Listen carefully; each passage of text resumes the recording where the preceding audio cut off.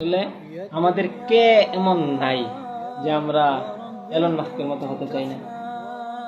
বাস্তবে বলেন, আমার সামনে যদি এলন মাস্কের মতো হওয়ার হাতছানি থাকে, সুযোগ থাকে, এখন তো আমাদের মধ্যে এটা অকল্পনীয়, আমাদের জন্য অনেক দূরের বিষয়, হবে না এটা জানি অনেকটা। এই কারণে আমরা বলি না যে আমি হতে চাই। বাস্তবে যদি আপনার সামনে এই দোয়ারটা এখন খুলে যায়, কি করবেন বলেন দেখি? বাইরের থেকে পরামর্শ করবেন, মাসুলের জিম্মাদারের পরামর্শ করবেন, তো ওর কাছে জিজ্ঞাসা করলে লাভ হবে না কোনো, আর জিজ্ঞাসা কোনো প্রয়োজন নেই, নাথিং।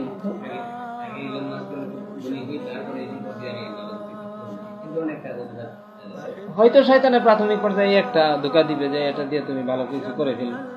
শেখ ওসামা তো কত বড় সম্পদ ছিলেন, এই সম্পদ দিয়ে কত কিছু করেছেন, পৃথিবীটা গোলট পলট করে দিয়ে গেছেন, তুমি এমন একটা কিছু করে ফেলো, শয়তান এই ধোঁকা দিয়ে হয়তো নিয়ে যাবে। চিন্তা আসলে অনেকেই চিন্তাও করবেন।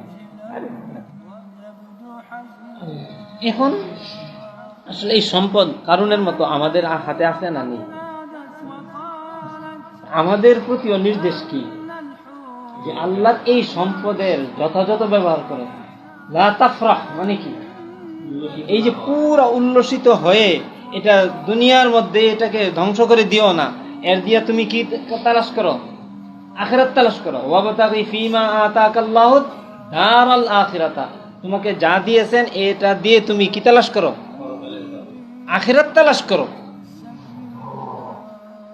এখন আখিরাত তালাশের ক্ষেত্রে যদি কারো ব্যালেন্স নষ্ট হয়ে যায়, সেই ক্ষেত্রে বলে দেওয়া হয়েছে যে ওয়ালা তানসা নাসিবাকা মিনাদ দুনিয়া, দুনিয়ার ক্ষেত্রে তোমার যতটুকু ভাগ আছে এটা ভুলে যেও না, এটাও করো।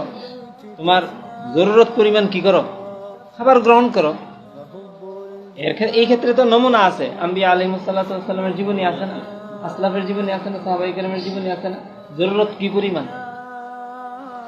একজন মানুষের জরুরত কি পরিমাণ?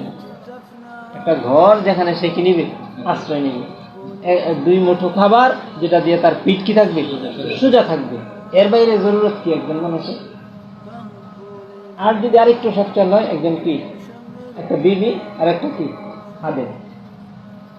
রাসূল সাল্লাল্লাহু আলাইহি ওয়াসাল্লাম তার আমেলদের জন্য বা খুলাফায়ে রাশিদের জন্য যাদেরকে শাসক নিয়োগ দিতেন, তাদের সর্বোচ্চ ফ্যাসিলিটি কি দিতেন?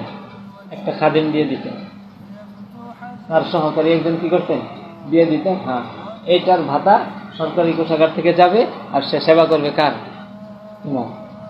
তোমার ব্যক্তিগত কাজ করবে বা তোমার সরকারি কাজ করবে, সবকিছুতে তোমার সহায়তা করবে সে। এটা হলো কি একজন আমিরের ধারণা, সে একজন আমির।